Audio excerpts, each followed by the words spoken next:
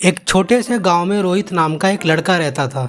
रोहित बहुत समझदार था, लेकिन उसमें एक बड़ी कमजोरी थी। वह अपने कामों को हमेशा टाल देता था। हर बार वह कहता, अभी तो बहुत समय है, कल कर लूँगा। और यही कल उसकी ज़िंदगी का सबसे बड़ा बोझ बन गया। रोहित के गांव में एक बूढ़ा कुम्हार रहता था, जो मिट्टी के बर्तन बनाकर अपनी ज़िंदगी चलाता था। लेकिन लोग कहते थे कि वह कुम्हार सिर्फ बर्तन नहीं बनाता, बल्कि ज़िंदगी के सबक भी देता है।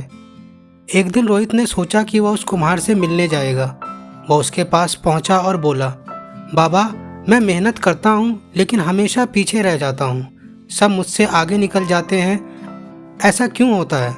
कुम्हार ने मुस्कुराते हुए उसे अपनी झोपड़ी में बुलाया। वहां उसने रेत से भरी एक घड़ी दिखाई और कहा, बेटा, इस घड़ी में छुपा है समय का सच। फिर उसने रोहित को बिठाकर एक कहानी सुनाई। एक समय की बात है, एक राजा था जिसे एक जादूगर ने रेत की घड़ी दी थी। जादूगर ने कहा, जब तक इस घड़ी की रेत खत्म नहीं होती, तब तक तुम्हारे पास जिंदगी के सारे मौके खुले रहेंगे। लेकिन जिस दिन ये रेत गिर जाएगी, उस दिन तुम्हारी जिंदगी के सारे दरवाजे बंद हो जाएंगे। राजा ने सोचा कि उसके पास तो बहुत समय है। वह हर दिन मजे करता, दावतें करता और फैसले टालता रहता। उसके मंत्री कहते, महाराज, हमें सेना को मजबूत करना चाहिए, पड़ोसी राज्य हमला कर सकते हैं। राजा कहता, अभी तो बहुत समय है, कल देखेंगे। उसकी रानी कहती, महाराज, अपने बच्चों को पढ़ाई पर ध्यान दिलाइए। राजा कहता, अभी तो छोटे हैं, बाद में देखेंगे। धीरे धीरे साल गुजरते गए। राजा की आदतें नहीं बदली। फिर एक दिन उसने देखा कि रेत की घड़ी लगभग खाली हो चुकी थी। घड़ी में बस कुछ ही कण बाकी थे। उसने दौड़कर सेना बनाई, बच्चों को शिक्षा दिलाई, जनता की सेवा करनी शुरू की। लेकिन अब बहुत देर हो चुकी थी। पड़ोसी राज्य ने हमला कर दिया। उसके बच्चे अयोग्य निकले और जनता उससे नाराज हो गई।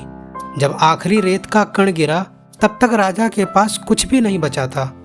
उसके पास था तो सिर्फ पछतावा। कुम्हार ने रेत की घड़ी रोहित के सामने रखी और कहा, बेटा, जिंदगी भी बिल्कुल इसी घड़ी जैसी है। हम सोचते हैं कि हमारे पास बहुत समय है, लेकिन धीरे धीरे रेत की तरह हमारी उम्र फिसलती रहती है। जो काम आज करने हैं, अगर उन्हें कल पर छोड़ दोगे तो एक दिन कल आएगा ही नहीं, और तब तुम्हारे पास पछताने के अलावा कुछ नहीं होगा। रोहित की आंखों में आंसू आ गए। उसे अपनी गलती समझ आ गई।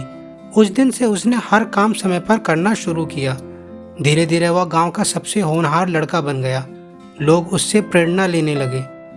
तो दोस्तों, इस कहानी से हमें यह सीख मिलती है कि समय किसी का इंतज़ार नहीं करता।